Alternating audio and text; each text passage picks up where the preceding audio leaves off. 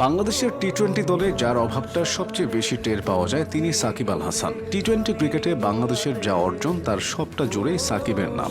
সাকিব ছিলেন গোটা দলের অক্সিজেন হয়ে। সাকিব মিডল অর্ডারে রান করতেন, বল হাতে নিয়মিত উইকেট নিতেন। সাকিব থাকা মানে একটা প্লেয়ার বেশি নিয়ে খেলা। টি-20তে বাংলাদেশের দ্বিতীয় সর্বোচ্চ রান সংগ্রাহক তিনি, দলের হয়ে দ্বিতীয় সর্বোচ্চ উইকেটও তার। টি-20 অলরাউন্ডারদের তালিকায় তো বছরের পর বছর ধরে সাকিবেরই রাজত্ব ছিল। সাকিবের আন্তর্জাতিক টি-20 ক্যারিয়ারটা শুরু হয় 2006 সালে, আর ক্রিকেটের সংক্ষিপ্ত এই ফরম্যাটকে তিনি বিদায় জানান 2024 সালে। মাঝখানের 18টা বছর দলকে অনেকটা একাই টেনেছেন তিনি। ম্যাচের পর ম্যাচ, সিরিজের পর সিরিজ, এমনকি বৈশ্বিক টুর্নামেন্টেও তিনি বিরামহীন পারফর্ম করেছেন। 2006 সালে জিম্বাবুয়ের বিপক্ষে বাংলাদেশের প্রথম আন্তর্জাতিক টি-20 ম্যাচে অভিষেক হয়েছিল সাকিব আল হাসানের, যেই সাকিব পরবর্তীতে ডালপালা মেলে বটবৃক্ষে পরিণত হয়েছেন, চড়ে বসেছেন বিশ্ব ক্রিকেটের মসনদে। ক্রিকেটের সংক্ষিপ্ততম সংস্করণে বাংলাদেশের জার্সিতে 129টি ম্যাচ খেলেছেন সাকিব, যেখানে 127 ইনিংসে ব্যাট করে প্রায় 23 গড়ে করেছেন 2551 রান। তার ব্যাটিং স্ট্রাইক রেটটা 121। নামের পাশে আছে 13টি হাফ সেঞ্চুরি, যা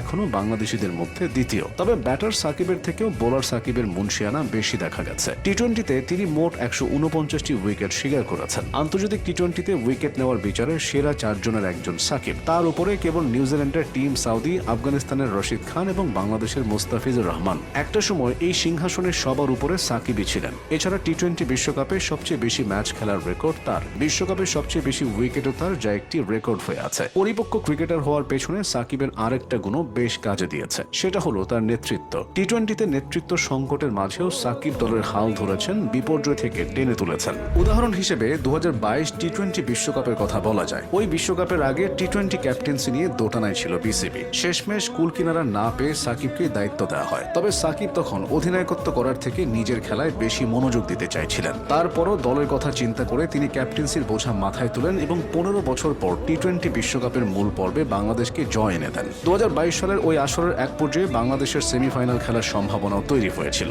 এরপর ক্যারিয়ারের পরন্ত বেলায় অর্থাৎ নিজের শেষ বিশ্বকাপেও তিনি আপন আলোয় উজ্জ্বল ছিলেন। 2024 সালের টি-20 বিশ্বকাপে বাংলাদেশের জেতা 2টি ম্যাচে সাকিব ব্যাটে বলে পারফর্ম করেছেন। একটিতে তো ম্যাচ সেরার পুরস্কারে জিতেছেন। তবে দলীয় ব্যর্থতায় সেবারও সেমিফাইনালে ওঠার সুযোগটা হাতছাড়া হয় বাংলাদেশের। সংক্ষিপ্ত ফরম্যাটে বাংলাদেশের জয়ের থেকে হারের পাল্লাটাই বেশি ভারী। ছোট, মাঝারি কিংবা বড় সব দলের সাথেই বাংলাদেশের হারার রেকর্ড আছে। তবে বড় দলগুলোর বিপক্ষে হারা অনেক ম্যাচেও সাকিব তার জাত চিনিয়েছেন। 2012 টি-20 বিশ্বকাপে পাকিস্তানের বিপক্ষে 54 বলে 84 রানের অবিস্মরণীয় ইনিংস, কিংবা 2014 টি-20 বিশ্বকাপে অস্ট্রেলিয়ার বিপক্ষে 52 বলে 66 রানের ইনিংসগুলো তারই প্রমাণ। 2015 সালে পাকিস্তানের বিপক্ষে একমাত্র টি-20তে সাকিবের হার না মানা 50 বাংলাদেশকে জয় এনে দিয়েছিল। 2018 সালে ওয়েস্ট ইন্ডিজের বিপক্ষে টি-20 সিরিজ জয়ে তিনি অনবদ্য নৈপুণ্য দেখিয়েছিলেন, হয়েছিলেন ম্যান অফ দ্য সিরিজ। তুলনামূলক সহজ কন্ডিশন হলেও 2021 সালে অস্ট্রেলিয়া ও নিউজিল্যান্ডের বিপক্ষে জেতা টি-20 সিরিজগুলোতেও সেরা সাকিবকে দেখা গেছে। অথচ তখন তিনি নিষেধাজ্ঞা কাটিয়ে ক্রিকেটটা আবারও শুরু করেছেন। টি-20 হলো মোমেন্টামের খেলা। এখানে মুহূর্তেই ম্যাচের মোড় ঘুরে যেতে পারে, আর এই কাজটি সাকিবের থেকে ভালো কয়জনই বা করতে জানে। কিপ্টে বোলিং এর পাশাপাশি তার উইকেট নেওয়ার ক্ষমতা ম্যাচ ঘুরিয়ে দিত। কোনো ট্রফি হয়তো জেতাতে পারেননি, তবে বাংলাদেশকে সাকিব নিজের সেরা সার্ভিস দিয়েছেন।